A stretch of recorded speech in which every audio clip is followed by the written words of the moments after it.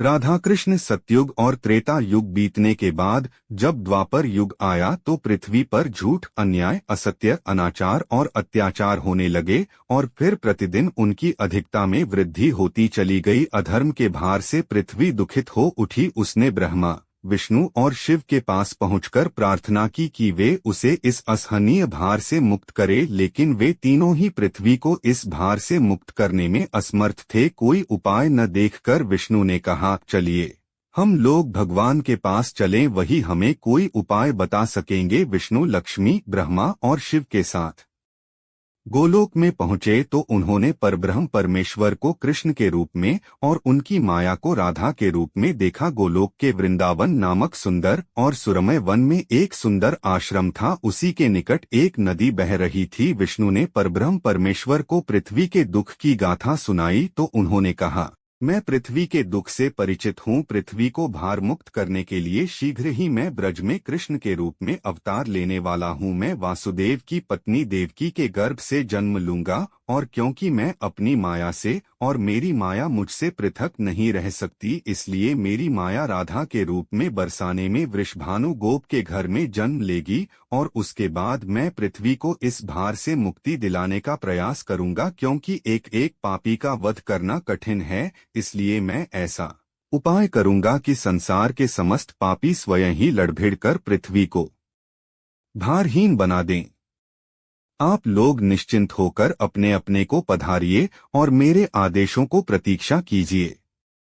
विष्णु आदि देवताओं ने परमेश्वर को प्रणाम किया और अपने अपने लोक में आकर परमपिता के आदेश की प्रतीक्षा करने लगे। कुछ समय बाद ही अत्याचारी और अनाचारी मथुरा नरेश कंस के कारागार में बंदी वासुदेव की पत्नी देवकी ने एक बालक को जन्म दिया। बालक के रूप में जन्म लेने से पूर्व ही भगवान ने उन्हें अपनी योजना बताते हुए आदेश दिया था कि वासुदेव जी उन्हें गोकुल में नंदगोप की पत्नी यशोदा के पास छोड़ आएं और उसी समय उनके गर्भ से जन्म लेने वाली कन्या को लाकर कंस के हवाले कर दें। वह कन्या मेरी योगमाया है। वासुदेव ने ऐसा ही किया और कृष्ण गोकुल में नंद गोप की पत्नी यशोदा की गोद में पलने लगे। उसी समय उनकी माया ने भी राधा के रूप में बरसाने के वृषभानु गोप की पत्नी के गर्भ से जन्म लिया, जिसका नाम माता पिता ने बड़े चाव से राधा रख दिया। दो अलग अलग गांवों में रहते हुए भी राधा और कृष्ण बचपन से ही एक दूसरे को चाहने लगे थे। वन में गायें चराते हुए अक्सर राधा से कृष्ण की भेंट हो जाया करती थी। फिर जब वे दोनों बड़े हो गए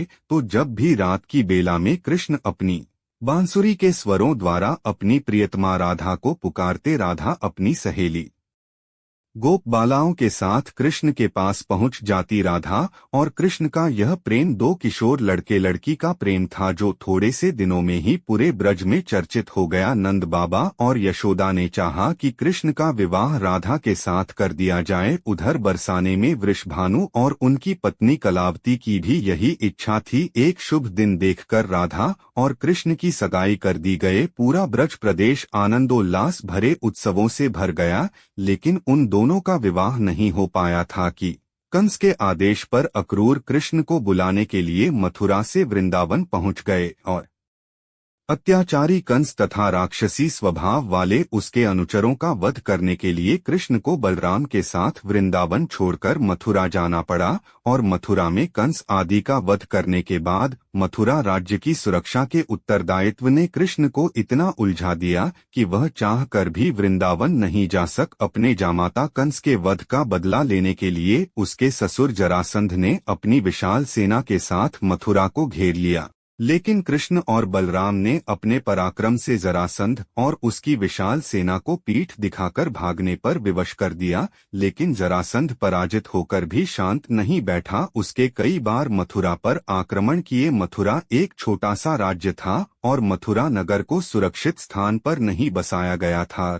कृष्ण ने मथुरा छोड़कर अन्य कहीं जाने का निश्चय कर लिया और जरासंध की विशाल सेना के बीच से मथुरावासियों को सुरक्षित निकालकर हजारों योजन दूर भारतवर्ष के पश्चिमी सागर तट पर ले गए और द्वारका नगर की स्थापना करके एक शक्तिशाली यादव राज्य स्थापित कर दिया अकरर के साथ मथुरा छोड़कर आने के बाद कृष्ण और राधा का मिलन फिर कभी नहीं हुआ, लेकिन वे आजीवन एक दूसरे को भूल नहीं पाए। वैभव संपन्न द्वारका में अनेक सुंदर पत्नियों का प्यार पाकर भी वह राधा के प्यार को नहीं भूल पाए और संसार आज भी राधा कृष्ण के प्रेम को एक आदर्श प्रेम के महान तथा अमर प्रतीक के रूप में याद करता है। उनकी मूर्तियां भारत के मंदिरों में ही नहीं, विदेशों में भी अनेक मंदिरों में प्रतिष्ठित हैं और लोग बड़े भक्ति भाव से उनकी पूजा आराधना करते हैं।